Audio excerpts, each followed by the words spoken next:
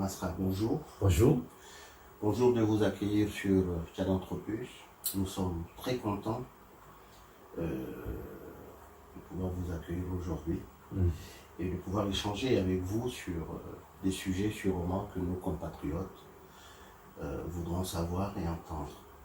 Merci à vous. Plutôt, Tchadanthropus contient le Tchad, donc j'espère qu'évidemment on va parler beaucoup du Tchad. C'est pour ça que je suis là très enthousiasmé en tout cas. Dites-moi, si on vous demande de vous vous présentez comment?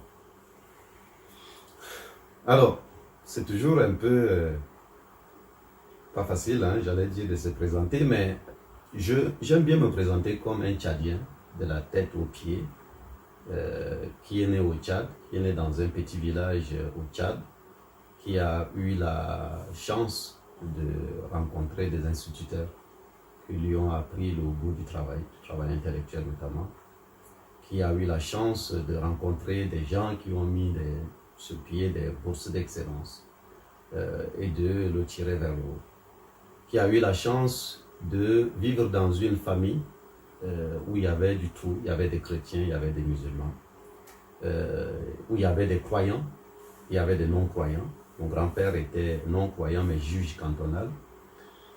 Mes tantes, certains sont musulmans.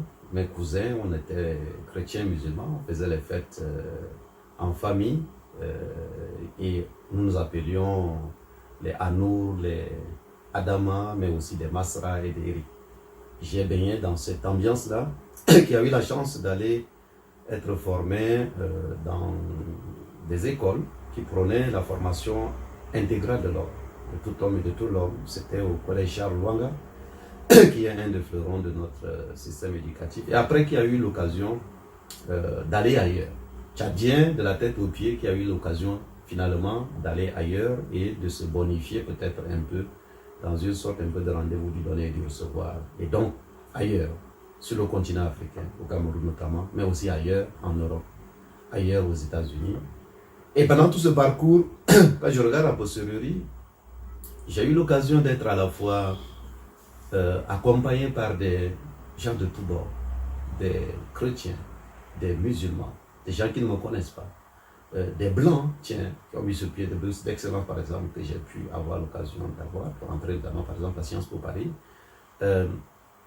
Aussi finalement des Arabes, des Juifs, des personnes métissées. Et tout ça d'une certaine manière a bâti en moi l'homme que je suis aujourd'hui. Donc je dirais un Tchadien de la tête aux pieds, né dans une précarité au village, mais qui a grandi dans un amour fondamental et dans la recherche aussi du travail et de l'excellence, et puis finalement de la tolérance. Donc aujourd'hui, pour me résumer, je me définis désormais comme un soldat de développement et de tolérance qui s'est bâti au gré de tout cela. Voilà ce que je pourrais dire. Ça symbolise un peu la laïcité au Tchad et nous en sommes ravis. Je voulais faire, on a parlé de vous, de la formation, une projection sur l'école au Tchad. Ouais. Vous pensez aujourd'hui que les jeunes, nos jeunes frères et sœurs, nos amis, nos compatriotes, est-ce que l'école aujourd'hui a cette chance-là, comme vous l'avez eu? Écoutez, je vais vous dire, je suis reparti au village où j'ai commencé, il y a 29 ans. Tiens, j'ai commencé mon école au moment où l'actuel leadership à l'échelle de notre pays arrivait. Je suis reparti dans ce village. À l'époque, moi-même, pour m'inscrire à l'école, il fallait faire les récoltes des champs de mil pour les vendre au marché hebdomadaire. C'était un jeudi, ma grand-mère l'a fait et ça m'a permis de m'inscrire à l'école, venant d'une famille très modeste. Et après, j'ai eu la chance d'aller sortir de ce village et de me retrouver à ça au collège Charles Lwanga, où il y avait l'excellence, mais il y avait des bourses. Ça m'a permis de continuer et d'avancer. Mais je suis reparti, pas il y a un siècle, là, dans ce même village. Les écoles sont en séco. Il n'y a pas d'électricité évidemment, il n'y a pas d'eau potable, il n'y a pas de dispensaire. Et ceux qui ont commencé l'école avec moi... dire que l'école complètement a régressé. Mais c'est plus que régressé. Ceux qui ont commencé l'école avec moi au village, qui n'ont pas eu les mêmes chances que moi, je suis allé les retrouver dans la même situation, il y a 30 ans. Mais plus globalement, le système éducatif de notre pays, et même ceux qui en sont en charge aujourd'hui, font le constat. Les années académiques universitaires de 2016-2017 ne sont pas encore terminées, nous sommes en 2019. Les saisons de grève, il y a ce qu'on appelle chez nous les années élastiques à l'université. J'ai un ancien président des étudiants que j'ai rencontré, qui est rentré à l'université de N'Djamena en 2013. Il n'a échoué aucune classe, il n'a redoublé aucune classe. Nous sommes en 2019. Il est en 4e année d'université. Donc les années élastiques. Ou en... Qu'est-ce qui en résulte des grèves? Et puis des années de grève. Et dernier point, c'est que nous avons ce qu'on appelle les années abrégées au niveau primaire. En 3-4 mois de cours, c'est fini. La première goutte de pluie, c'est la fin de l'école. Oui. Donc, le diagnostic que je fais là, c'est pour dire quoi à ceux qui nous suivent. Et c'est peut-être Nelson Mandela qui l'a mieux résumé. L'éducation, c'est la plus grande arme que vous pouvez utiliser pour transformer le monde. C'était lui qui le disait, Nelson Mandela. Et j'y crois. C'est pour ça que d'ailleurs, dans le projet de société que nous voulons porter avec l'ensemble des Tchadiens, chez les transformateurs, nous voulons faire de l'éducation la première priorité. Chez nous, on dit, chez Imaïndoum, la Kunindum, Ilm. Ilm, là, c'est l'éducation, c'est l'intelligence. Donc, l'avenir, et je dirais la vraie matière première, le développement d'un pays, c'est la matière grise. Je suis d'accord avec Donc, cette matière grise, c'est dans l'éducation. Et ce que je suis en train de dire, c'est que notre système éducatif aujourd'hui est à terre. Et quand un pays a un système éducatif à terre, et nous pouvons aller dans les détails si vous voulez, c'est un problème pour... Pourquoi c'est à terre? Pourquoi il y a des grèves? Pourquoi il y a cette lenteur-là qui fait qu'aujourd'hui, on déprécie l'éducation? Mais c'est le rapport que les dirigeants ont par rapport à l'avenir du pays qu'ils veulent bâtir. L'avenir des pays, ce n'est pas les matières premières. Ce n'est pas les ressources naturelles, c'est la matière grise collective. Donc un dirigeant sérieux, il met le cap dans l'éducation. Vous savez, les boutades que je donne, c'est quoi? Tous les Tchadiens, tous les parents des Tchadiens le savent. Dans notre pays, vous pouvez trouver des parents musulmans qui envoient leurs enfants étudier dans des écoles catholiques et des écoles protestantes. Pourquoi ils le font? Ce n'est pas pour aller remplacer le Coran par la Bible, mais c'est pour donner la meilleure éducation à leurs enfants. Et inversement, des parents chrétiens et catholiques peuvent envoyer dans certaines localités leurs enfants étudier dans des écoles qui sont tenues par des gens de confession musulmane. Pourquoi ils le font? Ce n'est pas pour aller remplacer la Bible par le Coran, mais c'est pour donner la meilleure éducation. Tous les Tchadiens peuvent être d'accord sur le fait que l'éducation devient la première de leur priorité. Donc aujourd'hui, le problème, c'est un problème peut-être de vision, je crois, d'abord, de vision politique qui manque, parce que le rapport à l'éducation, c'est le rapport au mérite, le rapport à l'excellence. C'est pour dire aux gens dans une société, peu importe d'où vous venez d'une famille modeste comme moi au village, qu'est-ce qui peut vous permettre d'avoir l'ascension sociale? C'est l'éducation, la formation.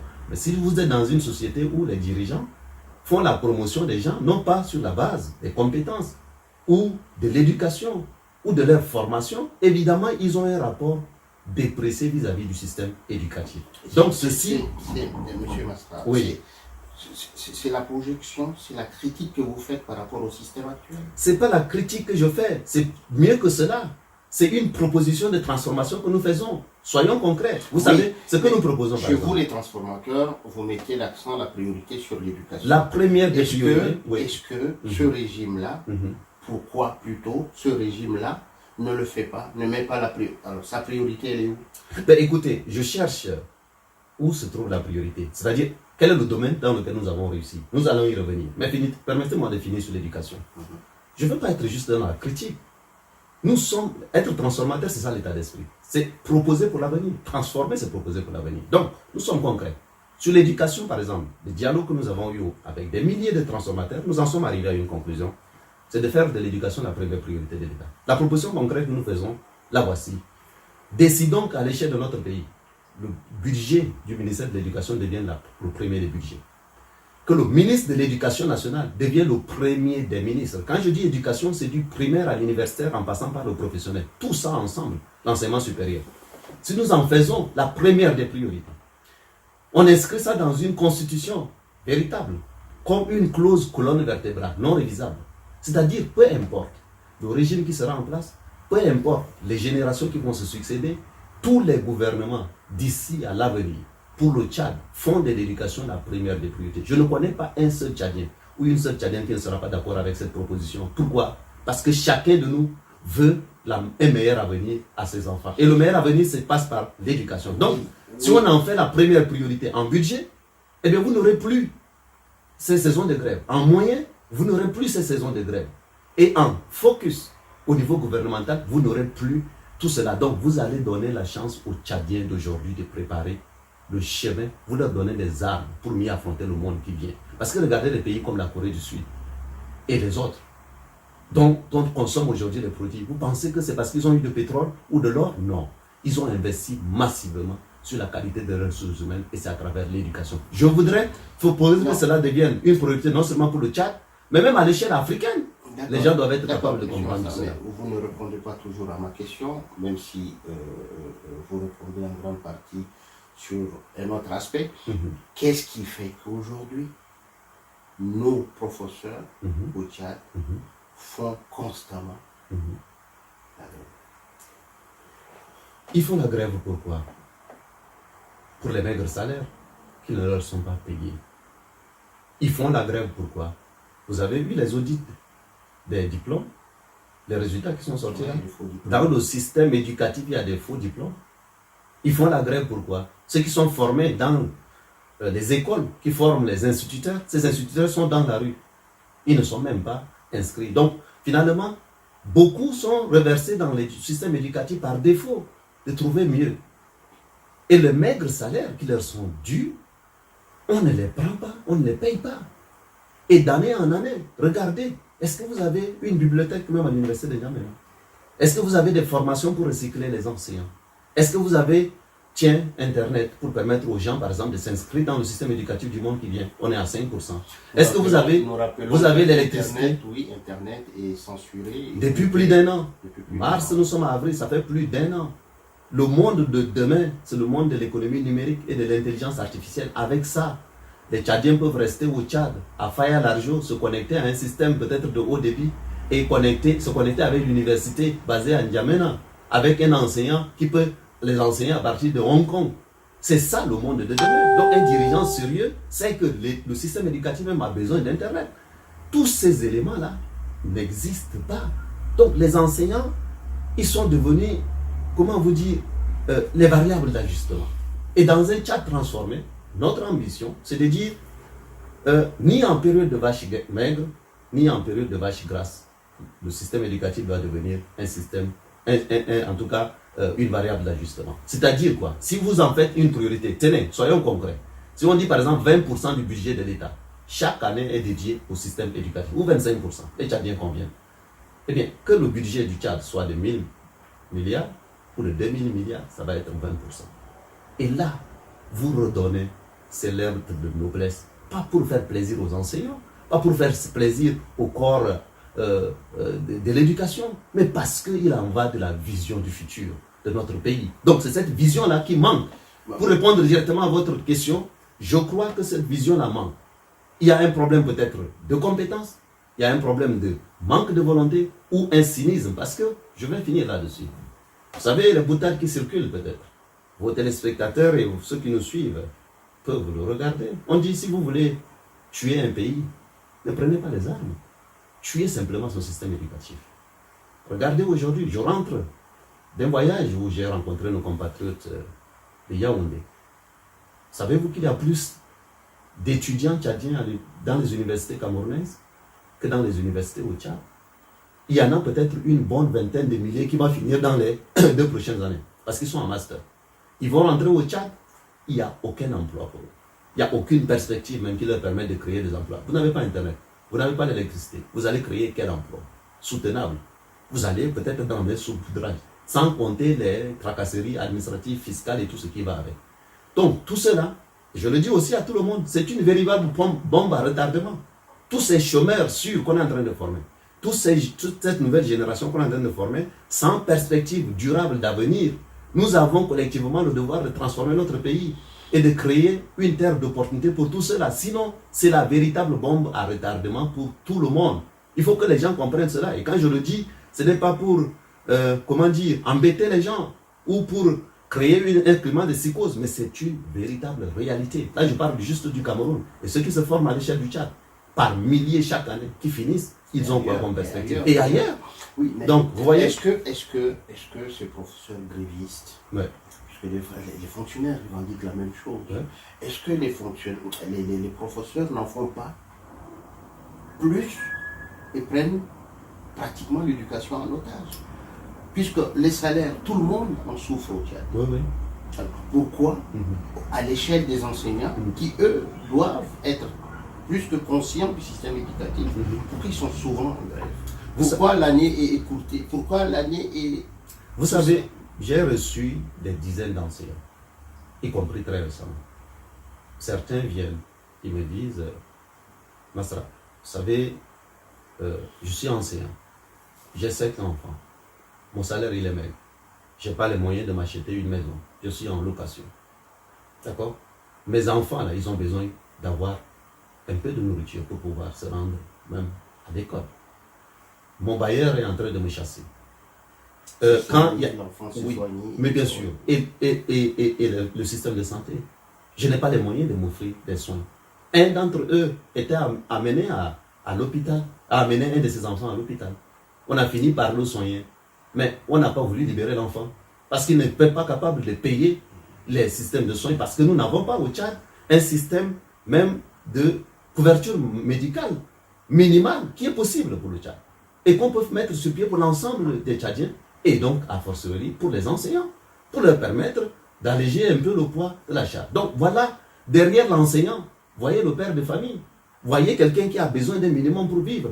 Est-ce qu'on est en droit d'indexer les enseignants en leur disant vous en faites trop, alors que la véritable responsabilité, c'est la responsabilité des dirigeants qui doivent faire en sorte que les enseignants, mais au-delà des enseignants, tous les fonctionnaires et toute la République aient une terre d'opportunités et des moyens de vivre simplement. Je ne vous parle pas des salaires miraculeux ou moribonds, je suis en train de vous parler des salaires de misère. Mais vous savez, le gouvernement, voilà. Se défend en disant qu'il n'a pas le moyen. Je vous réponds là-dessus. Ça, c'est une excuse facile. Je donne un exemple. Vous savez, Internet est bloqué par ce même gouvernement. Ou du moins, il le laisse faire. L'un ou l'autre, c'est eux qui sont en responsabilité. Il y a des études qui ont montré que, si, vous savez, la richesse créée par le Tchad aujourd'hui, c'est à peu près 5 000 milliards, 10 milliards de dollars. Si... Et 10 milliards de dollars. 10 milliards de dollars, 5 000 milliards. C'est la richesse.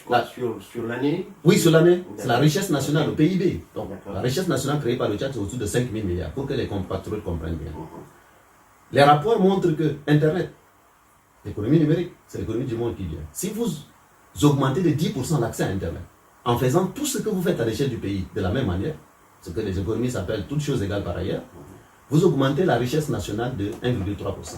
À l'échelle du Tchad, qu'est-ce que ça veut dire? Concrètement, c'est à peu près 70 milliards de francs CFA.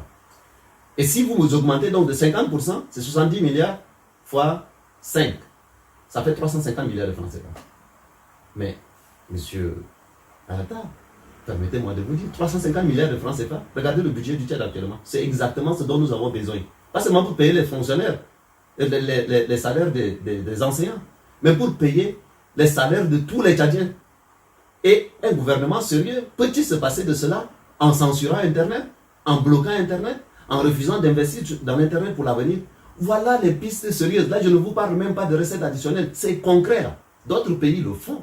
Pourquoi est-ce que les Tchadiens ne le feront pas? Le Kenya, 50% de leur richesse nationale transite par l'économie numérique, Internet, les systèmes de paiement mobile et compagnie. Pourquoi est-ce que les Tchadiens ne peuvent pas le faire? Donc, je vous le dis, ce sont des excuses, les solutions existent. Et nous autres, et c'est aussi peut-être une nouvelle façon aussi de voir la vie publique de notre pays. Nous ne sommes pas dans l'invective, nous ne sommes pas dans des questionnements, nous sommes dans des propositions concrètes. Et si ces propositions que nous mettons sur la table, tiens, faire de l'éducation la première priorité, tiens, faire en sorte que l'économie numérique devienne l'un des pôles de diversification économique de notre pays de demain, s'il l'applique, je reviendrai à votre micro ou ailleurs pour dire que j'applaudis cette décision. Nous autres là, les propositions que nous faisons, nous n'attendons pas une échéance électorale. C'est là, c'est concret. Et si les gens les appliquent, nous allons applaudir parce que ce qui nous importe, c'est d'abréger les souffrances des Tchadiens. Parce que derrière ça, je vois un gâchis. Ces jeunes qui veulent se battre sur Internet et compagnie, ils n'ont pas d'opportunité. Tous ces gens qui finissent leur formation, qui veulent une société, qui leur crée des opportunités, ils ne les ont pas. Et ils ont en face une réponse d'un gouvernement qui a laissé ces choses-là s'étioler. Donc voilà aussi les propositions que nous faisons. Vous dites, c'est tellement convaincant ce que vous dites, mais quand on interroge le gouvernement tchadien, non, il n'y a pas d'argent dans les caisses. Écoutez, pourtant, entre ce que vous dites, les recettes additionnelles, tout démontre que les moyens sont là. Bien mais sûr. où va l'argent des Bien sûr, voilà. Alors, si ils disent ça, vous les voyez organiser des débats contradictoires. Moi, je demande à la télévision nationale, à la radio, preuve après preuve, débat contradictoire, n'importe lequel. Ils sont là. Ils refusent. Ils refusent. Non seulement ils refusent, parce qu'ils veulent plutôt le monologue. Quand ils sont seuls, ils peuvent raconter des choses. Nous leur demandons d'avoir des débats contradictoires. Moi, je suis prêt à la radio, à la télévision, n'importe quelle plateforme, à débattre de cela, premièrement. Deuxièmement, ils interdisent les voies alternatives comme nous les autres. Je suis content d'être là avec vous, chez Taganthropus. J'aime parler aux médias tchadiens. Je vous disais d'ailleurs qu'à la suite de ces questions d'interdiction, de tentatives d'interdiction, tout ça, nous aurons l'occasion de revenir. C'est le premier média tchadien. Je dis, parler à Taganthropus et parler au Tchad d'une certaine manière. Donc, j'aime ça. Mais vous allez à la télévision, même quand on intervient dans des événements. L'ironie de l'histoire, je vous raconte ça pour illustrer le propos, sur le manque de, d'élégance républicaine même que nous avons à l'échelle de notre pays. Et la propagande qu'on fait autour d'un homme, d'une fondation, on aura l'occasion de revenir là-dessus, à travers nos médias. Je préface un livre, un reportage est fait sur cela, et la télévision nationale, ne voulant pas ni de mon image, ni des mots, prend le soin même de dénaturer le reportage, pour ne même pas parler même des préfaces et de tout ce qui a été présenté. C'est des exemples.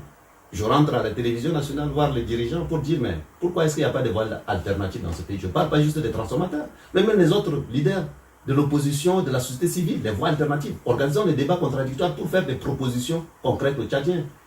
On me répond comme quoi, excès de zèle peut-être, mais que si jamais il nous invitait, nous autres, lui et toute son équipe seront chassés. Alors qu'ils sont payés par l'argent des contribuables de tous les Tchadiens. Voilà les drames. Et moi, je n'attends pas que ce régime parte avant de le dire. Je leur ai demandé de me faire la différence entre la propagande d'hier et la propagande d'aujourd'hui. La télévision d'hier et la télévision d'aujourd'hui, c'est la même propagande. Et ça, c'est des choses qui ne nous grandissent pas. Donc, ils fuient les débats contradictoires. Ils racontent ces choses-là dans certains salons. Ils vont venir sortir par la tête comme ça un chiffre de 2% de croissance. Mais 2% de croissance pour le Tchad, ça veut dire quoi d'abord? Concrètement, ils enfument les Tchadiens et ils ne veulent pas du débat contradictoire. Et donc, du coup, ils restent cloisonnés. Et le résultat de course, c'est quoi? Où va l'argent des Tchadiens? Eh bien, écoutez, nous sommes derniers en compétitivité mondiale. 140e sur 140 pays. Nous sommes derniers en indice de capital humain. Ce n'est pas des officines, des opposants qui ont fait ces choses-là. C'est des institutions sérieuses et crédibles. Nous sommes derniers en termes d'indice de capital humain. Ça veut dire quoi? Éducation, santé et compétitivité, le Tchad est dernier. Donc, dernier en compétitivité, ça veut dire quoi? Aucun. À l'échelle de l'Afrique. Planétaire. Est-ce qu'on peut être fier de cela? Ces chiffres, vous les tenez d'où? Ben, écoutez, pour la compétitivité, c'est le Forum économique mondial qui travaille avec la Banque africaine de développement, la Banque mondiale, le FMI, mais aussi la Commission économique des Nations unies. Et dernier en termes d'indice de capital humain, c'est la Banque mondiale. Ça veut dire l'éducation, ça veut dire la santé, ça veut dire la compétitivité, la productivité des Tchadiens. Nous sommes tout derniers. 5% d'accès à Internet, le taux d'accès à l'électricité le plus faible au monde. Nous sommes le deuxième pays dans lequel les femmes meurent le plus en donnant la vie. Je pense à nos mères. Le troisième pays au monde où il y a le plus d'enfants qui meurent à la naissance. Toutes ces choses-là, qui peut en être fier? Ce résultat-là, le dire, ce n'est pas vouloir exposer la nudité du Tchad au monde, mais c'est de dire nous sommes déjà nus. Trouvons les moyens de nous couvrir. Donc voilà un peu aussi la vision que nous portons. Oui, M. Mastra, c'est très beau ce que vous dites, mais là où je voudrais revenir pour éclairer nos compatriotes et ceux qui nous suivent, vous avez l'occasion de faire le monde, vous venez de le dire, vous avez été au Cameroun, partout. Et je pense que partout où vous allez, vous rencontrez des gens, vous échangez. Les partenaires du Tchad, ceux qui soutiennent ce régime-là, ceux qui coopèrent avec ce régime-là, ils ne voient pas tout ça, tous ces manquements. Alors, très bonne question. C'est la question de l'œuf ou la poule. C'est la question de faut-il accompagner des systèmes, même si on sait que ils ont peut-être des problèmes de gouvernance. Le choix, il est là. Vous avez une population qui souffre déjà. qui est là, qui va continuer à souffrir que vous accompagnez ou que vous n'accompagnez pas. Donc, est-ce qu'on vient quand même accompagner en espérant faire bouger un certain nombre de petits projets? Tiens, mais je le dis, les institutions de financement du développement, les partenaires d'un pays, ne peuvent pas remplacer la vision du pays. Ce sont des institutions de financement du développement. Encore faut-il avoir un plan de développement, une vision de développement. Et l'image que je voudrais donner à nos compatriotes pour qu'ils comprennent cela, c'est comme la synovie qu'il vous faut pour les jambes. Si vous n'avez pas de jambes pour vos rotules, là, la synovie en tant que liquide, c'est rien du tout, ça ne sert pas. Si vous n'avez pas de jambes, et si vous n'avez pas de rotules, c'est exactement cela. Si vous n'avez pas un plan de développement, une vision, un sérieux de leadership à l'échelle d'un pays, peu importe la quantité d'argent que vous mettrez, c'est comme de l'argent mis dans une jarre trouée. Donc, le problème, ce n'est pas ces institutions. Le problème, c'est le leadership à l'échelle du pays. Parce que ces mêmes institutions, soyons concrets. Prenons le secteur de l'énergie, par exemple. Vous avez, et j'ai eu l'occasion de travailler sur ces choses, au Maroc, pendant 5 ans, ils ont réalisé la plus grande centrale solaire au monde. En 5 ans, ils ont le même taux d'ensoleillement que le Tchad. En 5 ans, ils ont installé des finances, ils ont réalisé, en tout cas, une capacité de 1500 MW, à peu près. En 5 ans. Le Tchad, depuis les indépendances jusqu'à aujourd'hui, n'a pas même 10 mégas. Vous regardez le rapport, du 1 à 100 à 150 fois, alors qu'on a les mêmes taux d'ensoleillement. Et ces institutions travaillent avec lesquelles? Ces pays-là, j'allais dire, travaillent avec les mêmes institutions. Ils prennent des dons, ils ont une vision. Après la vision, ils mettent sur pied les institutions, ils créent des lois, ils recrutent des gens compétents et ils assurent le suivi. Donc c'est faisable. Non. Ça veut dire quoi? Ça veut dire que la responsabilité, elle est nôtre. D'accord. Elle est nôtre au niveau des dirigeants, elle est nôtre au niveau des peuples qui doivent faire en sorte d'avoir des dirigeants qui sont des serviteurs. C'est compréhensif, mais là où je voudrais en venir, c'est qu'aujourd'hui, les partenaires, que ce soit la Banque mondiale, le FMI, ou encore certains pays occidentaux, ils mettent des barèmes. Soit vous êtes un pays tel ou tel, suivant les barèmes, ou soit l'aide au développement ne vient pas.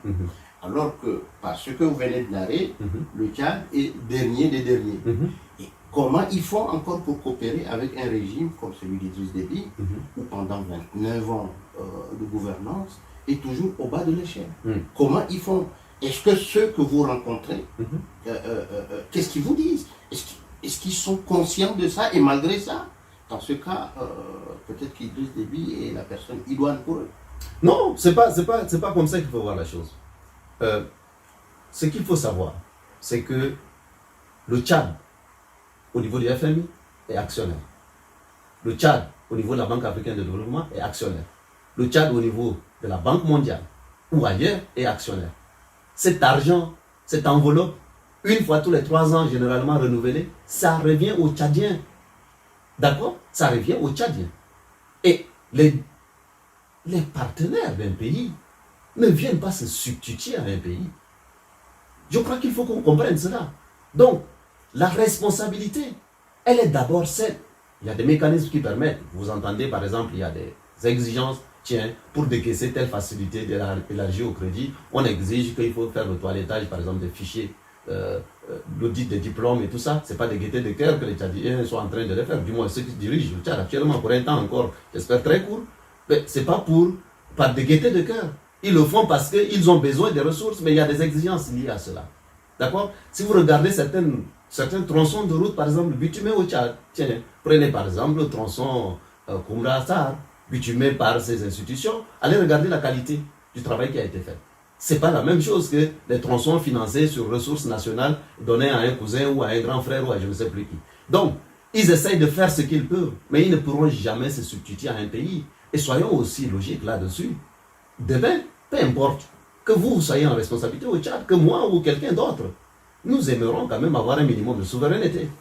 Donc, là où il faut mettre l'accent, et c'est mon appel à tous les Tchadiens, c'est à nous de faire en sorte d'avoir des dirigeants serviteurs à l'échelle de nos pays. Parce que les mécanismes, les systèmes de financement sont les mêmes. Les règles sont les mêmes pour tous les pays. Pourquoi est-ce que ça marche au Maroc alors que ça ne marche pas au Tchad? Voilà, donc, concrètement, si nous voulons avoir un meilleur leadership, une meilleure conséquence des projets de développement sur nos vies, arrangeons-nous à avoir des meilleurs leaders à la tête de nos pays. Très bien. Voilà. Je vais être terre à terre. Pour illustrer ma question, la France, par exemple, Ouais. dit, attention, il y a des dénis de droits de l'homme au Tchad. Mhm. Attention, le Tchad est mal gouverné. Mhm. C'est là où je voudrais en venir. Ils sont conscients des carences Mhm. qu'a ce régime. Mhm. Ils sont conscients, peut-être, plus que vous et moi, Mhm. de certains manquements vis-à-vis de la population. Mhm. Qu'est-ce qui fait qu'ils sont toujours à côté Mhm. de ce régime? Pour être terre à terre. Oui, soyons terre à terre. Ce que vous dites, que la France dit, les États-Unis le disent aussi, dans leur rapport. Les autres systèmes des Nations Unies le disent aussi. Internet, pour les questions d'Internet, ils le disent aussi. Mais je voudrais vous dire quelque chose qui va peut-être choquer nos compatriotes. N'attendons pas un Messie d'ailleurs.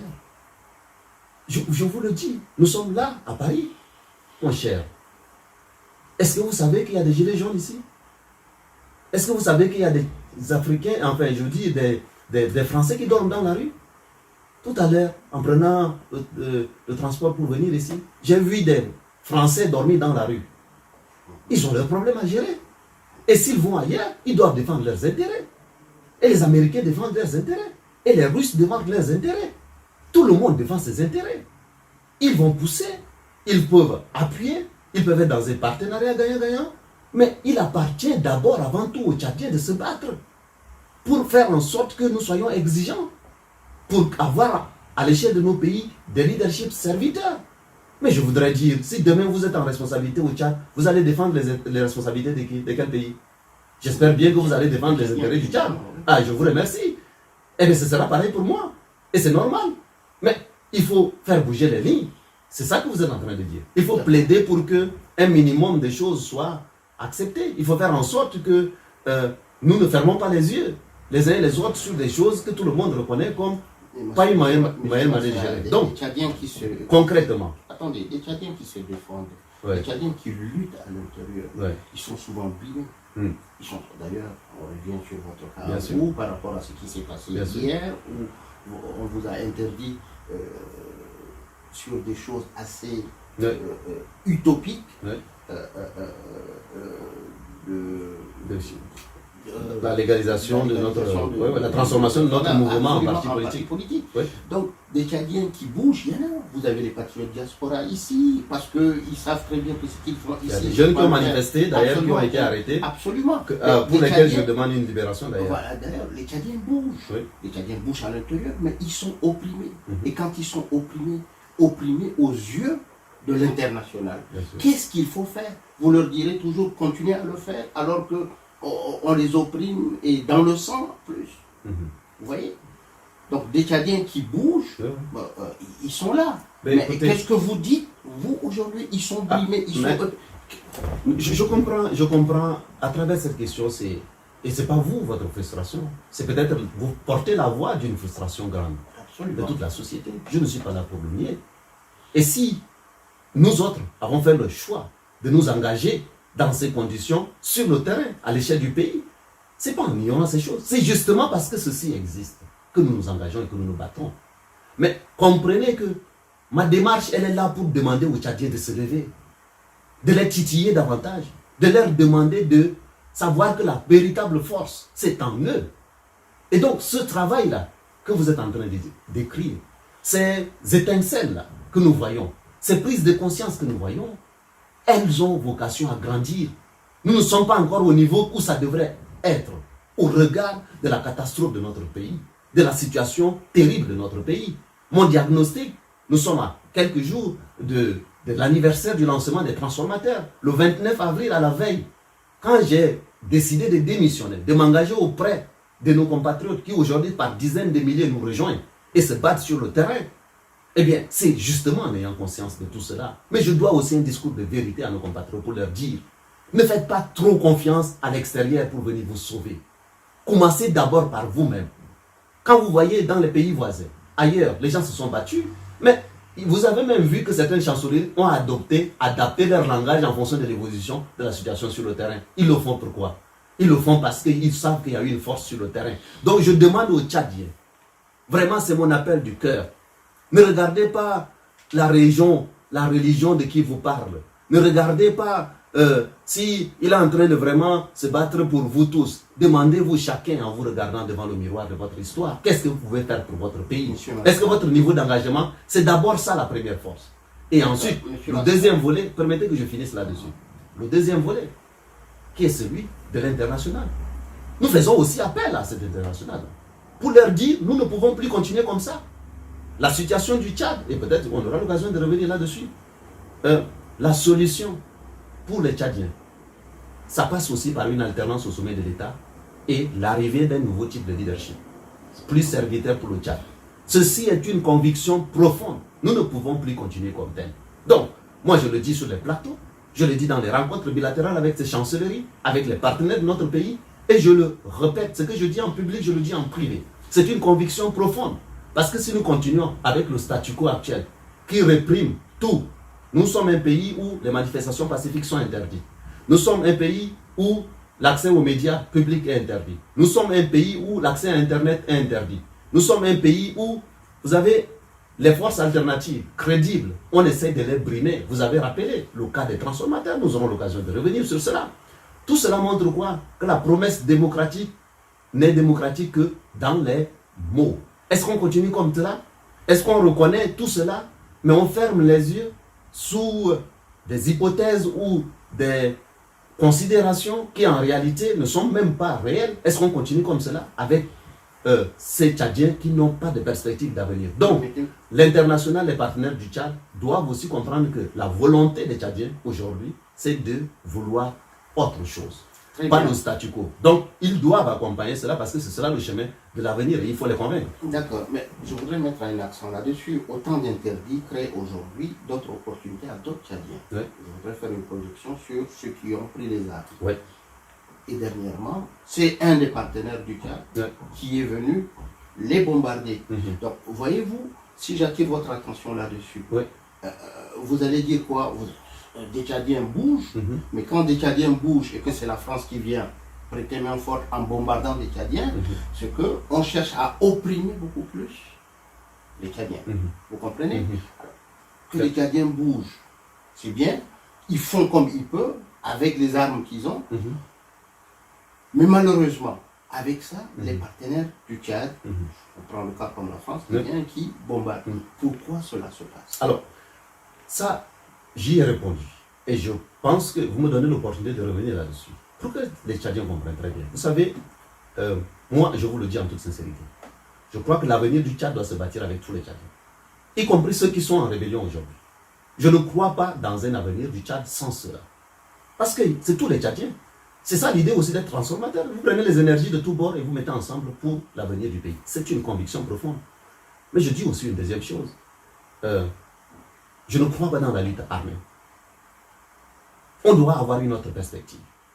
Mais si nous disons ça et que nous arrêtons un chemin, nous avons fait la moitié du chemin. Et je l'ai dit à tout le monde, je l'ai dit sur des plateaux aussi. Et à ces chancelleries. Autant les Tchadiens ne croient pas dans la lutte armée, dans la globalité. Parce que si la lutte armée amenait un régime ou un système qui est crédible, toutes les alternances au Tchad ont eu lieu par les armes. Je rappelle à tout le monde, M. Déby aujourd'hui qualifie les rebelles de terroristes. Mais je rappelle à tout le monde qu'il y a 30 ans, il est venu par les mêmes moyens, en prenant le pouvoir. Et tous les pouvoirs se sont succédés comme ça. Les Tchadiens ont...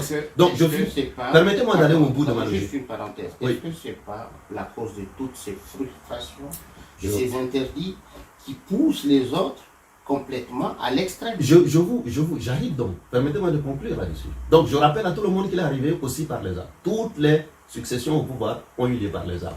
Est-ce que ça a amené quelque chose aux Tchadiens? Les mêmes arguments que M. Déby utilisait hier.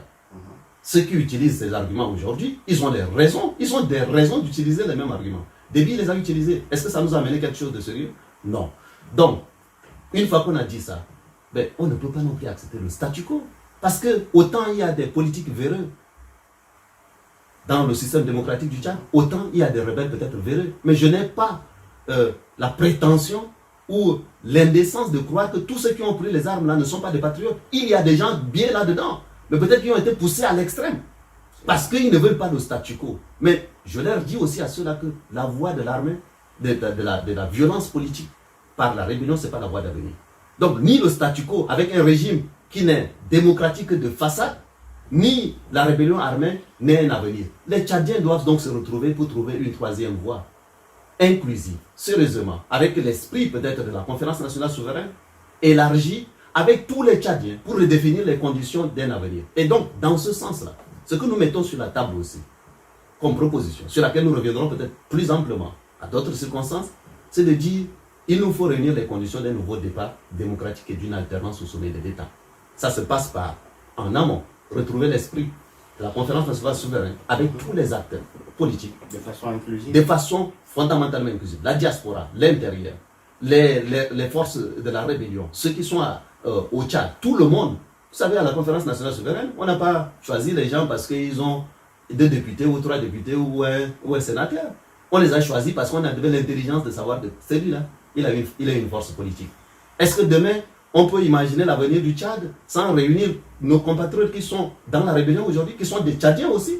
Ils sont Tchadiens, donc leur avenir c'est au Tchad et on a besoin d'eux. Donc, sans arrogance, on met tout le monde sur les tables de discussion. On sort de cela, un comité capable de rédiger une nouvelle constitution avec des bases claires pour l'avenir. Et un principe d'alternance au sommet de l'État, où M. Déby, après 30 ans au pouvoir, il est temps quand même pour lui de quitter le pouvoir et de servir le Tchad autrement.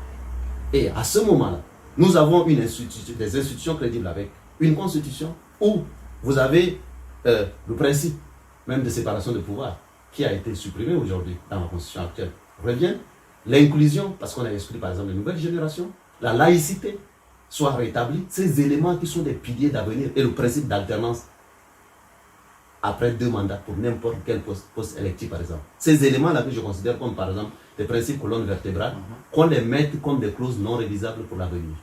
Pour l'avenir. Peu importe ce qu'on change même de constitution. On grave ça dans les marbres de la République. Tout le monde saura donc. Ça c'est acté, la constitution devient une constitution pour tous les Tchadiens. Et ensuite, l'alternance au sommet de l'État devient un principe avec le président Déby actuel, qui fait donc le choix de ne plus se porter candidat. Et on crée les conditions là, d'ici peut-être en 2020 par exemple, d'organiser des élections crédibles, peut-être présidentielles anticipées, pour rematcher même les questions législatives avec en tout cas le mandat législatif avec le mandat présidentiel, et on définit les conditions d'un nouveau Tchad d'avenir. Ça permettra à tout le monde de gagner. Et de cette façon-là, par exemple, M. Déby, peut-être il a peur de quitter le pouvoir parce qu'il a peur d'être poursuivi. Il a peur de quitter le pouvoir parce qu'il a peur de l'échange. Est-ce qu'on ne peut pas demander aux Tchadiens, à l'issue d'un dialogue comme celui-là où il accepte pour une fois de permettre une alternance au sommet de façon pacifique, d'organiser un référendum où les Tchadiens décident de lui accorder du pardon et qu'il serve le Tchad autrement sur les questions sécuritaires? Il peut devenir conseiller spécial sur ces questions. C'est une question très compliquée, donc, M. Massa. c'est très compliqué, je sais, c'est impopulaire dans certains milieux, mais c'est une conviction de fond, parce que l'avenir du Tchad, là, je vous l'ai dit tout à l'heure, ça doit se définir avec tous les Tchadiens. Je ne crois pas dans ceux qui considèrent tous les rebelles comme des terroristes à abattre, parce que si on avait eu la même logique, eux-mêmes ils ne seraient pas au pouvoir aujourd'hui au Tchad. Je ne considère pas non plus ceux qui pensent que la lutte armée seule suffira à changer la situation du Tchad. Les Tchadiens l'ont expérimenté pendant 30 ans avec ce monsieur qui avait un discours peut-être plus audacieux même que certains de la rébellion aujourd'hui.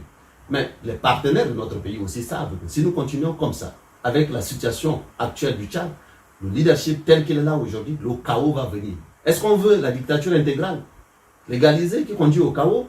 Est-ce qu'on veut la lutte armée qui finisse par aboutir, mais qui nous fasse repartir tous en arrière? Ou bien on met toutes les intelligences ensemble et on définit un Tchad d'avenir qui est un Tchad qui deviendra une république de développement intégral pour tout le monde et véritablement inclusif. Monsieur Masra, vous avez été cadre à la Banque africaine de développement. Vous avez une situation assez confortable. Qu'est-ce qui vous a poussé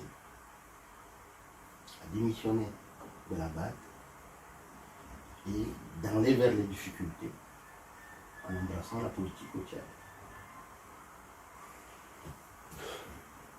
Quand j'ai pris cette décision de m'engager modestement à côté des autres Tchadiens, certains qui se battent déjà depuis des décennies même sur le terrain, c'est en ayant à l'esprit que je devais faire ma part du colibri, de façon offensive et de façon plus déterminée.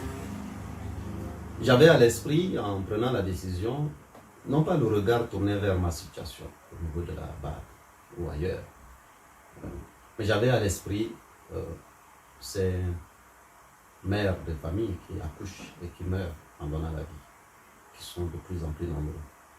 J'avais à l'esprit ces millions de Tchadiens qui se forment sans perspective, ni d'emploi, ni de possibilité de se créer une opportunité. J'avais à l'esprit ces 97% de la population qui n'ont pas l'électricité. J'avais à l'esprit global de notre pays qui a eu abondamment de ressources, mais qui est dans une situation de misère terrible, qui est dernier dans tous les indicateurs clés: compétitivité, développement humain, accès à l'électricité, accès à Internet, éducation, santé, avec un leadership qui est là en place depuis bientôt 30 ans, qui a eu le temps de s'entraîner même si nécessaire, de nommer plus de 1000 ministres, de nommer 18 premiers ministres, et en 3 décennies avec ce résultat. Donc la question c'est, est-ce que le Tchad a quel problème? Mon intime conviction était que les Tchadiens compétents, il y en a. Les ressources existent. Le Tchad a un problème de coach et de coaching. Donc nous devons être capables de travailler ensemble à établir pour ce pays-là un leadership serviteur. Du fonctionnaire le moins gradé à la tête de l'État. Du sous-préfet au préfet, au gouverneur. Du ministre au président de la République. Des chefs de service au directeur des grandes institutions. Le leadership serviteur. C'est ça qui, dans mon intime conviction, manque. Donc qu'est-ce que nous pouvons faire ensemble? Et je me suis dit, pour moi, qu'est-ce qui peut être pire? Parce que l'ensemble de ces Tchadiens-là n'ont pas de plan B. Ils n'ont pas d'autre choix. Donc qu'est-ce que nous pouvons faire ensemble pour que cela change? Il était temps donc de s'engager. C'était ça que j'avais à l'esprit. Et pour cela, il fallait que je vienne être dans la cambouille, en tout cas, au jour le jour, chaque jour. Comment vous avez été accueilli? Ben, comment j'ai été accueilli? Je crois que vous êtes un observateur de la vie publique de notre pays. Je crois en toute humilité qu'il y aura un avant et un après les transformateurs. Pourquoi je le dis? Parce que c'est la force du pluriel. Le nom que nous donnons, les transformateurs, nous croyons dans le pluriel. La naissance des transformateurs, ça se veut une alternative dans un système où la tentation est de célébrer un homme. Avec un régime présidentiel intégral, nous voulons proposer de bâtir avec les Tchadiens une république de développement intégral. Et comment j'ai été accueilli? Comment nous avons été accueillis, j'allais dire, davantage? Parce que le nom est au pluriel, parce que nous croyons dans le pluriel. Et au tout début, et aujourd'hui, encore davantage, c'est le pluriel. Les Tchadiens de tous bords, de l'intérieur de la diaspora, des Tchadiens chrétiens, musulmans, du nord, du sud, de l'est, de l'ouest, du centre, des jeunes filles, des jeunes hommes, des plus âgés aussi, dialogue intergénérationnel, c'est tous ces Tchadiens, des métissés, des Tchadiens de souche, si je dois dire. Donc, vous avez été accueillis avec espérance, accueillis avec des dizaines de milliers de Tchadiens qui nous rejoignent chaque jour. Les gens nous rejoignent sur Internet, sur le terrain. Du côté tchadien, on le sait, on le voit d'ailleurs. Je vous en remercie. Mais je parle du pouvoir. Si vous êtes venu, c'est un plus. Normalement, c'est un plus dans la voie démocratique. Comment vous avez été accueilli? Comment les transformateurs ont été accueillis? Ben écoutez, d'abord déjà, si vous regardez l'actualité, on a essayé de nous mettre des bâtons dans les roues. Mais nous étions préparés à cela. Parce que nous connaissons le système. Mais nous espérons qu'ils vont changer. En tout cas, nous travaillerons pour que ça change. Mais l'accueil, c'est quoi? Quand dans un pays, on a décidé d'abord de mettre dans la Constitution d'interdire aux nouvelles générations, si demain ils voulaient être candidats. Parce que peut-être soupçonnant que la modeste personne que je suis pourrait être tentée par des ambitions présidentielles, semble-t-il. Donc il fallait mettre, pour cela, il faut éliminer 80% des Tchadiens. Drôle de manière de diriger. Donc nous sommes dans un pays où 80% de la population a moins de 45 ans. Un président qui est arrivé au pouvoir, il avait 38 ans. 30 ans plus tard, il met dans la Constitution l'interdiction aux nouvelles générations qui représentent la majorité de son pays de s'approcher de son palais qu'il détient comme un bien mal acquis et dérobé. Je laisse les Tchadiens apprécier. Même ceux qui sont dans son parti, là, les jeunes, là, les nouvelles générations, je leur parle. Quel signal ils donnent? Donc, dans la Constitution, on a voulu éliminer toute velléité d'alternative. C'était un choix. Ensuite, on est allé plus loin. On met maintenant les ordonnances. qu'on demande à des ministres de sortir des ordonnances dans la foulée, avec des contre-vérités, et même ils se sont mélangés les textes là-dessus, parce qu'il fallait faire en sorte d'interdire, semble-t-il, aux transformateurs d'arriver aux élections législatives si un temps soit peu, ces élections devaient avoir lieu en fin de l'année. Donc, il fallait augmenter le délai de 45 jours à 6 mois. Tiens. À l'époque, sans Internet, avec les difficultés même, aujourd'hui nous sommes dans un monde où les choses peuvent se faire rapidement. Personne n'a expliqué pourquoi on a passé le délai de 45 jours à 6 mois. En fait, parce qu'on soupçonnait que les transformateurs allaient venir devenir un parti et donc du coup, il fallait faire en sorte de leur donner l'agrément après les élections. C'est ce que j'ai compris. Et puis ensuite, au-delà de cela, c'est aussi les difficultés additionnelles. Nous sommes un drôle de pays. La dernière en date, on aura l'occasion de revenir là-dessus, mais je le dis maintenant, pendant que vous me donnez l'occasion. C'est la tentative d'interdiction, de transformation du mouvement en parti. Il y a des dizaines de milliers de Tchadiens qui nous ont rejoints dans ce mouvement, qui est un mouvement pas venant avec les armes. Nous venons avec des idées, des propositions pour transformer le pays. Je dis d'ailleurs aux gens, ne m'appelez même pas un opposant. Je m'oppose à qui? Je veux travailler avec tous les Tchadiens de tous les bords. Nous voulons travailler avec les Tchadiens de tous les bords pour transformer notre pays. Et quelles sont les raisons pour l'interdiction? Donc, écoutez, les raisons, nous attendons de les voir. Mais en réalité, dans ce qui a été écrit, qui nous a été transmis, c'est peut-être pour me donner là l'occasion aussi de faire un point à nos compatriotes. Je voudrais déjà leur dire l'essentiel. L'essentiel, c'est que notre détermination est irrévocable, irréversible. Donc, je dis à tous ceux qui nous suivent, l'ensemble des transformateurs, l'ensemble des Tchadiens, j'ai dit, nous avons dit, cette marche est irréversible, ça prendra le temps que ça prendra, mais la transformation de notre pays va avoir lieu. Ça, c'est une conviction profonde et ça va venir. Et ce n'est plus très très long. Donc, cette détermination, elle est là. Première chose à dire, peut-être c'est l'essentiel. Sur le reste, nous avons reçu un courrier, correspondance du ministre de l'administration du territoire, semble sur instruction du président intégral, parce que vous savez que dans ce pays, et les partis politiques comme les nôtres, en création, n'ont pas laissé les gens, en tout cas, dormir peut-être tranquillement. Donc, il y a des révélations que je pourrais faire, en tout cas, au public d'ici là, mais pour aller à l'essentiel, cette correspondance fait allusion à quoi? On me reproche, dans un pays de jeunes, je demande à tous les jeunes du Tchad, toutes les nouvelles générations, de se poser cette question. Ce président est arrivé au pouvoir, il avait 38 ans, la trentaine. On interdit donc dans l'ordonnance, semble-t-il, aux gens qui ont moins de 30 ans de faire partie des équipes de décision du parti. On fait allusion à une ordonnance, l'ordonnance numéro 020 du 7 juin 2018, qui a même pas été ratifiée, qui a été retirée.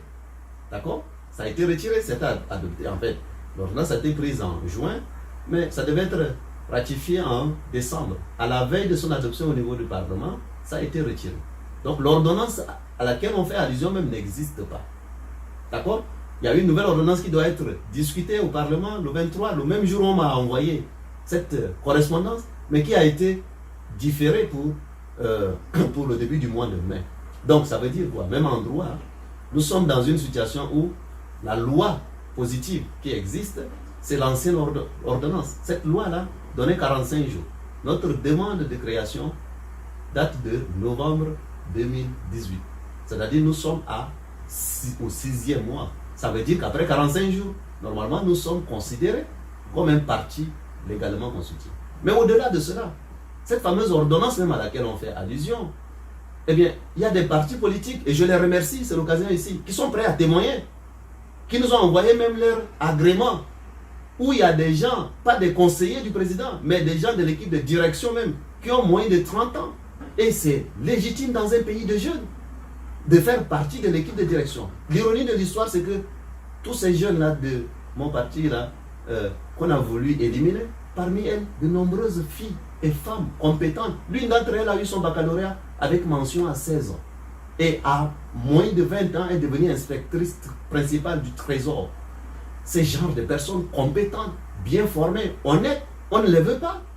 Donc, quel drôle de pays sommes-nous? Donc, le ministre, lui-même jeune, décrété en octobre et en novembre, jeune général, pas de n'importe quel grade, mais de corps d'armée, Il prend une ordonnance dans un pays, il prend une décision pour Même dire... dans la trentaine. Voilà, dans la trentaine. Et il empêche, et il semble guidé par un président qui lui-même est arrivé à la trentaine, et ils disent, on ne serait pas légitime d'être membre d'un parti politique quand on a moins de 30 ans. C'est quel drôle de pays. Donc, vous voyez, les Tchadiens doivent le savoir. On est en train de dire aux nouvelles générations, y compris de notre pays, qu'à 18 ans, on peut vous envoyer au Mali mourir pour le Tchad. Et j'ai en mémoire tous ces jeunes Tchadiens de 18 ans, 19 ans, qui sont morts. J'ai tenu à avoir tous leurs noms. Et chaque jour, parfois, je lis ça pour me ressourcer. Pour dire, ces gens-là, ils n'ont pas attendu l'âge, ils n'ont pas attendu le diplôme. Ils se battaient pour une cause, pour défendre la sécurité, pour protéger les Tchadiens. On est en train de dire aux Tchadiens qu'on peut vous envoyer au front, soldats, mourir pour votre pays, et vous ne serez pas digne d'être membre d'une équipe, d'un parti politique. Ensuite, on est en train de dire aux Tchadiens qu'on a un président qui est capable de nommer très souvent ses enfants, ses neveux et tout à des postes de responsabilité. Je n'ai rien contre eux, s'ils sont compétents, c'est tant mieux. Mais on a des généraux de moins de 30 ans au Tchad. D'accord? Je laisse les Tchadiens identifier leurs noms et compagnie. On a des dirigeants des institutions, pas n'importe lesquelles, des recettes, y compris importantes de notre pays. On a des gens qui dirigent les coopérations militaires de notre pays, qui ont tous moins de 30 ans. Et on interdit à un parti politique d'avoir des gens dans son équipe. Donc vous voyez... Une simple projection sur le directeur des douanes qui n'a même pas 30 ans, 26 ans. Alors, est-ce que... Voilà. Et même ceux qui ont occupé des responsabilités au niveau de la Banque centrale et tout ça, des ministres et compagnie, nombreux ont été nommés par ce monsieur qui dirige encore notre pays. Et comment peut-il laisser une ordonnance même introduire une clause pareille? Comment peut-il laisser une constitution introduire l'introduction des jeunes? Et le drame, c'est qu'il est considéré par l'Union africaine comme l'envoyé spécial sur les questions de la jeunesse. Et il organise des forats pour dire aux jeunes, osez, osez, osez. Mais ces jeunes compétents que j'ai pris pour mettre dans mon équipe, ça devient un péché. Donc, moi je dis aux jeunes, Shabab Khan, la jeunesse peut. Ça doit être peut-être un des hashtags pour l'avenir. Parce que la jeunesse peut. Est-ce qu'il y a un âge pour servir son pays? Dites-moi l'âge le plus important pour servir son pays. Mais bien sûr. Donc quand on est majeur, qu'on peut aller mourir au front pour sauver le drapeau du bleu, jaune, rouge. Ces jeunes qui arrivent, je pensais que quand ils viennent rendre hommage à ces jeunes de 18 ans qui sont morts, c'était des vraies larmes, mais c'est des larmes de crocodile, je me rends compte. Moi, je ne veux pas de larmes de crocodile, parce que ces jeunes-là, de 18 ans, pour moi, dans mon esprit, qui sont capables d'aller mourir pour le Tchad, ils sont capables de diriger le Tchad. Parce que si vous êtes capable de faire ça, si vous êtes majeur, si vous pouvez voter, vous êtes votable. Et ça, je le dis, ce n'est pas une question de ma personne, c'est une question de l'ensemble des Tchadiens, et y compris ceux qui sont dans des partis qui nous dirigent actuellement. Je leur dis à ces nouvelles générations, réveillez-vous. Vous vous rendez compte, on est en train de nous arnaquer, d'arnaquer l'ensemble de la population. Donc, ces raisons sont des raisons bidons. Sur le fond, d'abord, à cause de tout ce que je vous ai dit là, cette tentative d'interdiction là, sur la forme, parce que la loi n'existe même pas. Ensuite, les raisons évoquées ne sont même pas. En plus, vous savez, il y a ce qu'on appelle les dirigeants et l'équipe dirigeante. Toute l'équipe dirigeante, les conseillers du président de la République, sont-ils les décideurs ou sont des gens qui donnent un avis? Mais dans une équipe aussi, d'un parti politique, quand vous avez des conseillers, ils font partie de l'équipe. Mais est-ce que c'est ça, c'est cela qu'on considère comme les dirigeants? Même nos statuts disent qui peut être dirigeant, c'est celui qui représente le parti, non? Et qui peut prendre des actes au nom du parti. C'est le président du parti. Et en cas d'empêchement, c'est le vice-président. Tous ceux-là même ont un âge supérieur, même compris à 30 ans. Donc tout ça pour vous dire que c'est un château de cartes. Parce qu'au bout, je finis là-dessus, il y a même une jurisprudence. Plusieurs jurisprudences des partis créés après nous, avec des membres même qui ont moins de 30 ans. Peut-être qu'ils n'ont pas vu ça. Donc, ce que je dis, il est toujours temps de faire ce qui est juste. Donc, nous leur demandons simplement de revenir à la raison. Et de prendre une décision. Aujourd'hui, quelles sont les voies de recours? Ben écoutez, nous répondons au ministre pour lui dire peut-être qu'il s'est trompé. Peut-être qu'on lui a dit des choses qui ne sont pas appropriées. Et de lui préciser pour que simplement il revienne à la raison. Il n'y a pas de voie de recours au niveau de la justice? Il y a plusieurs voies de recours. Nous utiliserons toutes les voies de recours. Mais peu importe, la dynamique que nous avons lancée est inarrêtable. Est-ce que les gens entendent ça? Moi, j'ai dit aux gens, je suis au pays. Hein. Je suis définitivement au Tchad. C'est le plus grand combat restant de ma vie. Je n'ai pas d'autre combat à mener. Que les Tchadiens me comprennent. Je ne suis pas venu voir si ça marche ou pas. Non, je suis là définitivement. Je n'ai pas d'autre combat. C'est le seul combat qui me reste pour le restant de ma vie. Et ça, jusqu'à la dernière sueur, goutte de mon énergie, je me battrai parce que j'y crois. Je veux un Tchad de justice pour tout le monde. Je ne suis pas rentré au Tchad pour moi. Quand je me bats pour qu'on ait l'électricité, ce n'est pas pour moi. Quand je me bats pour qu'il y ait l'éducation, vous l'avez rappelé, j'ai eu l'occasion de voyager, de faire ce que je pouvais faire. Si je me bats pour ces choses-là, je me bats pour l'avenir, pour les enfants que nous allons laisser. Je ne me bats pas pour une échéance électorale, je me bats pour les Tchad pour les 30 prochaines années. C'est cela l'esprit aussi, c'est cela être un transformateur. Donc, proposer ces choses-là, où est le mal là-dedans? Donc, on veut nous exclure dans la Constitution, dans les lois, dans les ordonnances, et maintenant, on veut carrément nous interdire, malgré le nombre de militants. Moi, je dis aux gens, si on me donne le stade de N'Djamena, je n'ai pas besoin de fermer les écoles pour le remplir. Un arrondissement de N'Djamena, les adhérents d'un arrondissement de N'Djamena, des transformateurs, vont remplir le stade. C'est pour vous dire, et vous avez vu les images, dans la diaspora, à l'échelle du pays, nous travaillons chaque jour et nous avons des représentations partout à l'échelle du pays. Vous pensez qu'on va abandonner ça en chemin? Non. Et je vous le dis aussi à tous les Tchadiens, ces combats sont des combats justes et ça peut prendre du temps. Avez-vous vu un régime d'apartheid dérouler le tapis à ceux qui ne veulent pas l'apartheid? Avez-vous vu un régime injuste dérouler le tapis à ceux qui veulent de la justice? Donc c'est un réflexe, mais c'est un réflexe de fin des temps. L'avenir c'est ailleurs. Et je leur dis avec bienveillance, ça ne sert à rien de s'arc-bouter là-dedans.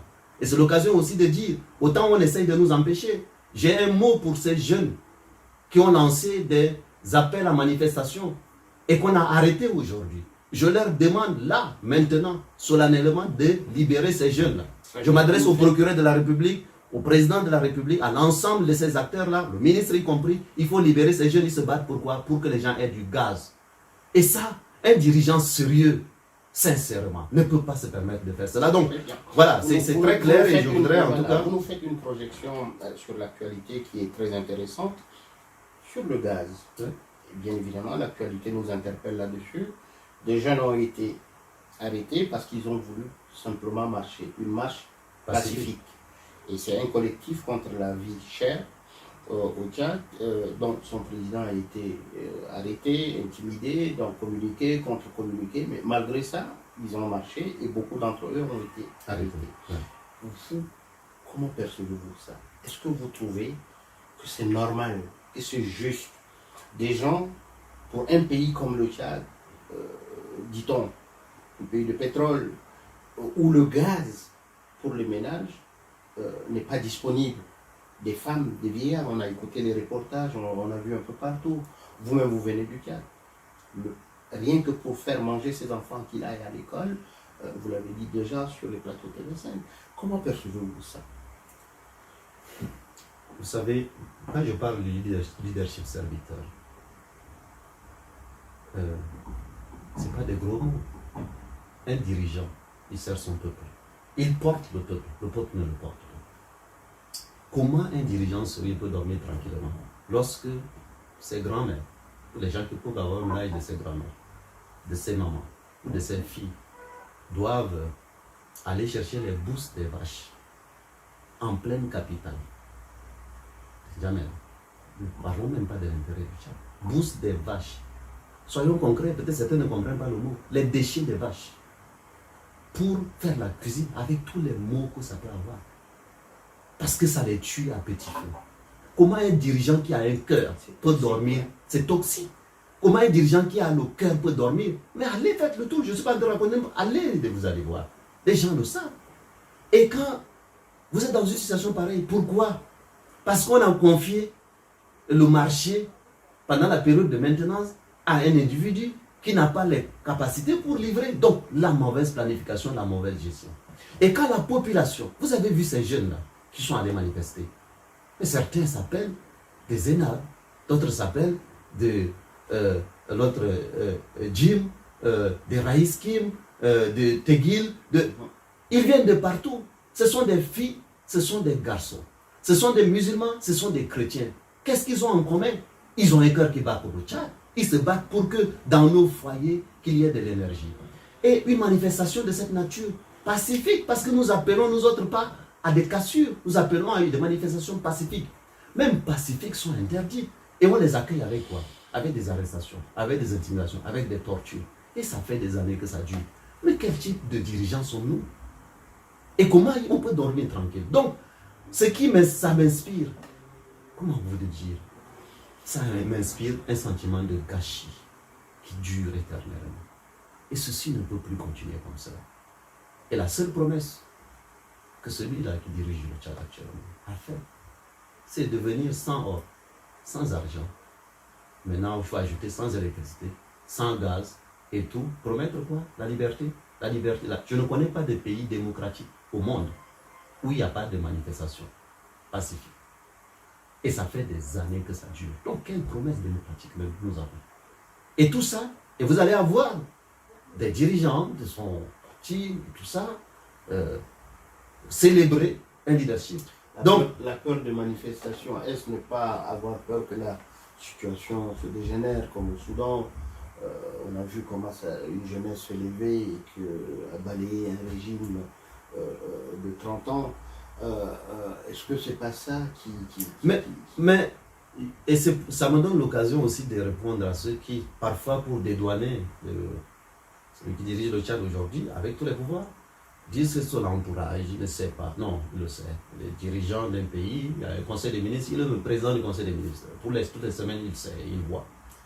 Donc il le sait. Président intégral. Bien sûr, président intégral. Donc chef de l'État, chef du gouvernement, chef de la législation. Tout. Chef des armées. Donc, j'ai l'impression qu'il est président de tout et responsable de rien.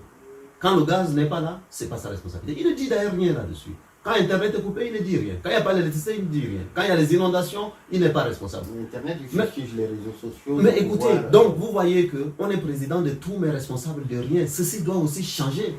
Et je dis, avec bienveillance, à ceux qui sont encore aux affaires actuellement dans notre pays, il faut savoir quitter les choses avant que les choses ne vous quittent. L'arrogance. Quelqu'un disait, l'arrogance, Charles Aznavour disait, il faut quitter la table avant qu'elle ne soit desservie. Absolument, l'arrogance. Et on peut quitter de la bonne manière, en servant le pays autrement. C'est ce que nous avons eu l'occasion déjà de revenir là-dessus. Regardez El Béchir au Soudan. Il n'y avait pas plus arrogant que ce monsieur. Vraiment. Et je le dis sur l'échelle de l'arrogance. Peut-être même le dirigeant du Tchad actuel n'est pas aussi arrogant que l'autre. Mais il est parti. Il avait un système de sécurité parmi les plus développés et compagnie. La voix du peuple, c'est la voix de Dieu. Et à un moment donné, quand on a essayé pendant 30 ans, il n'y a pas de drame à cela. Vous avez une équipe, le coach compose l'équipe, une année il échoue, deuxième année il échoue, troisième année il échoue. Non, 10 ans il échoue, 15 ans il échoue, ce n'est pas suffisant. 20 ans il échoue, 30 ans, où vous lui dites, mettez-vous un peu à côté, peut-être on a besoin d'énergie additionnelle. Est-ce que ça, c'est dramatique? Non. Donc, voyez-vous ce que... Je voudrais faire ma chute là-dessus. Est-ce que dans le conscient des Tchadiens, ouais, vous ne pensez pas qu'il y a une absence de culture de résultat? Ben voilà. Là, vous m'amenez donc sur quelque chose d'essentiel dans les propositions des transformateurs. Vous allez revenir peut-être pour l'avenir. Ce que nous proposons, c'est un contrat de performance et d'engagement à tous les décideurs publics. Si demain, toi et moi, vous et moi, j'allais dire, mais j'en suis arrivé déjà à vous tutoyer par patriotisme.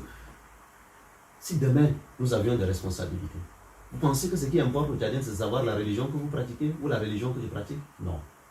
D'accord? Si demain vous êtes en charge des affaires étrangères, tiens, peut-être on vous dira comment vous faites en sorte que la diplomatie tchadienne soit représentative de la diversité et qu'elle soit au service de notre pays, avec des indicateurs. Si demain, quelqu'un était en charge de l'énergie, eh bien, on lui demandera, mais bon, il y a 3% de Tchadiens qui ont accès à l'électricité. À la fin de l'année, vous vous engagez ce problème. 10%, tiens, ça va être votre contrat d'engagement. Que vous priez 10 fois par jour, que vous ayez lu le Coran par cœur, que vous ayez maîtrisé la Bible par cœur. Ce n'est pas ça qui est important. C'est-à-dire, donc, contrat de performance, la méthode que nous voulons proposer aux Tchadiens pour l'avenir, c'est que tous les dirigeants, les ministres s'engagent devant la République suivant un contrat de performance et d'engagement basé sur des résultats. Avec même, tiens, peut-être un système que je peux appeler un conseil des ministres citoyens. On peut l'appeler par exemple CI à un gouvernement. CI au sens de vérité, mais CI au sens aussi de contrôle du gouvernement. Et ça peut permettre que les gens interrogent leurs dirigeants sur les résultats qui sont concrètement sur ce sur quoi ils se sont engagés ou ils sont engagés. Donc nous avons besoin de prôner la culture du résultat à travers les contrats de performance. Que les ministres et les dirigeants des grandes entreprises et tout ça vont signer. Vous êtes directeur des impôts, vous êtes directeur des douanes, vous êtes engagé sur un contrat de performance avec des indicateurs. y compris sur la diversité, sur la représentativité, sur les chiffres, sur du qualitatif. Et tout ça, on peut le faire. D'accord? Donc, vous voyez que ça, c'est fondamental. Si on n'a pas ça, on arrive à quoi? Voilà un régime où on a eu même un mandat rural. Le mandat rural, vous avez le bilan de cela?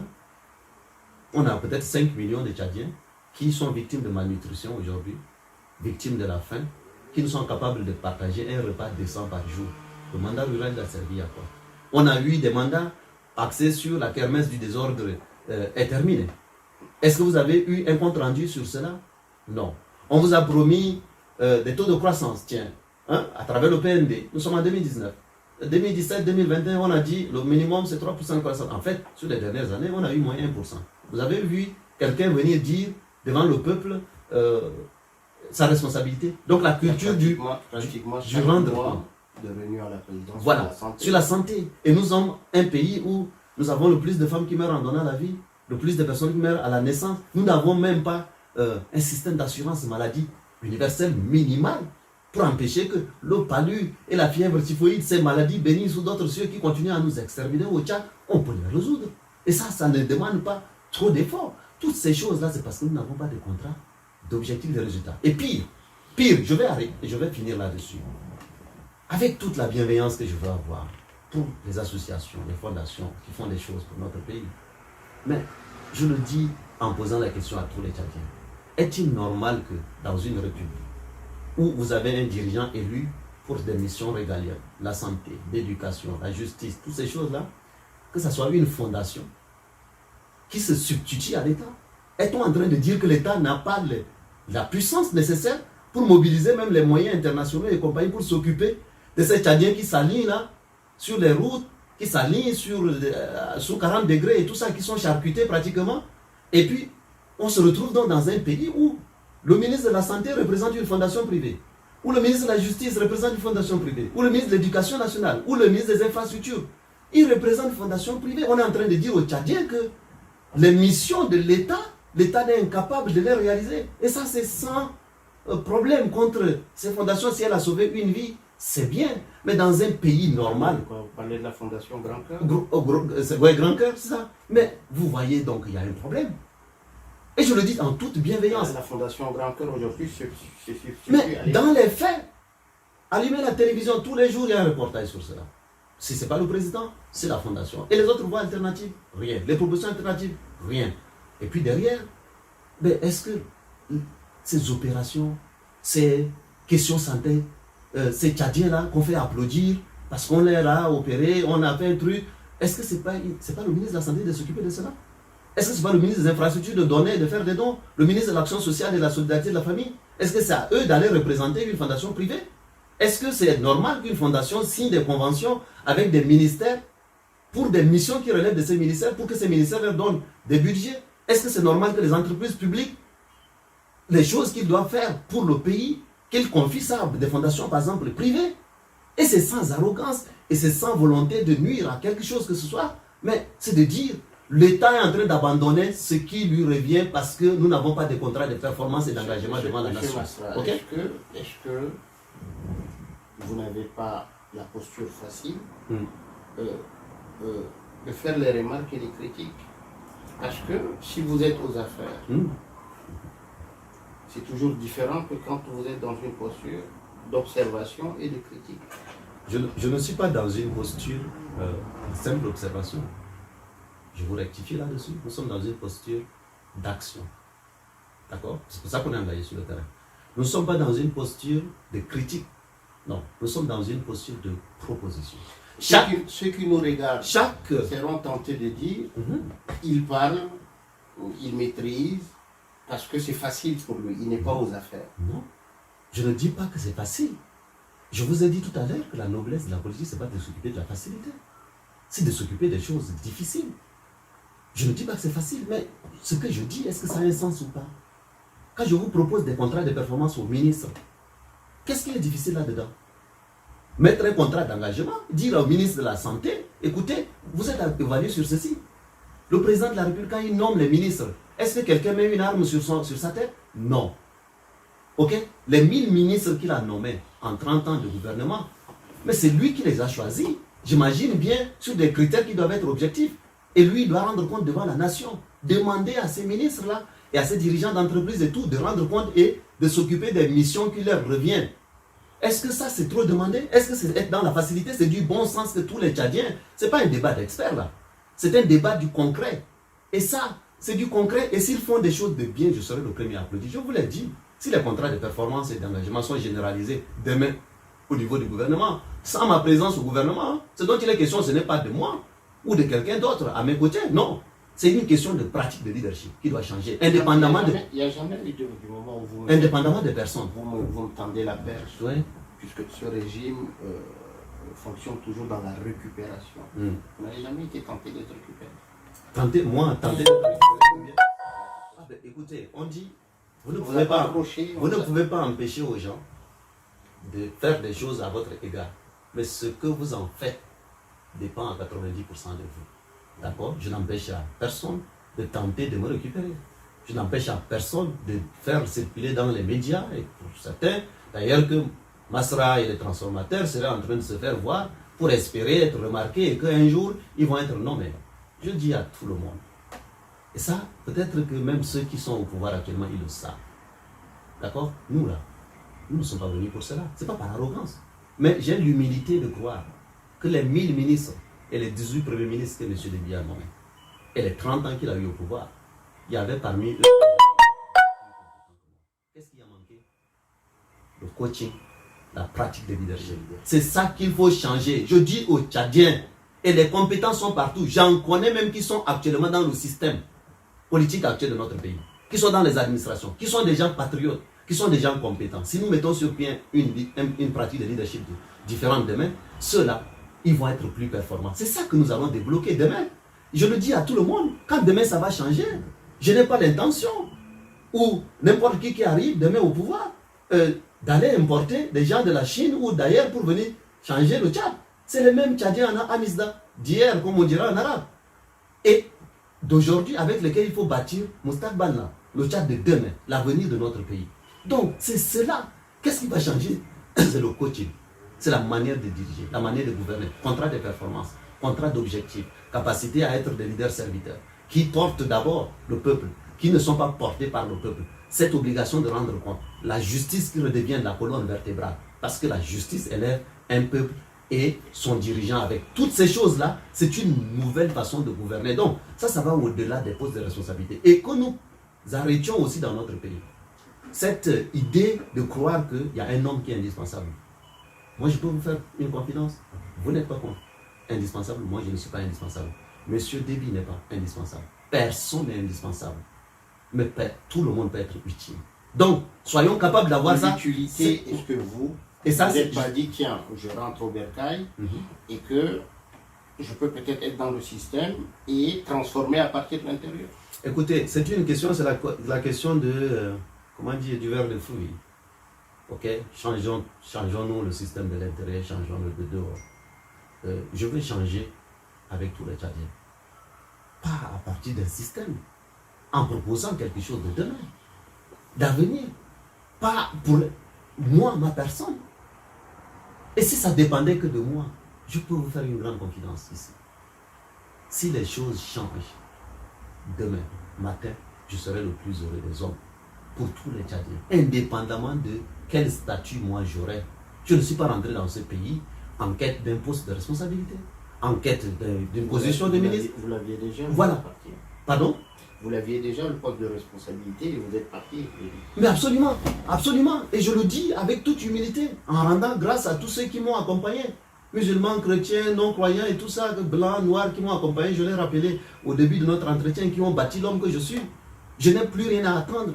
Même si je devais passer le reste de mon temps à dire merci pour les grâces que j'ai pu avoir, pour ceux qui m'ont amené à croire dans la valeur travail, pour ceux qui m'ont tendu la main dans des institutions où l'excellence et la compétence existent, et qui m'ont permis d'avoir ce petit parcours qui était le mien, qui est le mien jusqu'au niveau des institutions internationales. Tenez, on empêche aux jeunes de 30 ans d'être responsables. Je rappelle aux Tchadiens que quand j'étais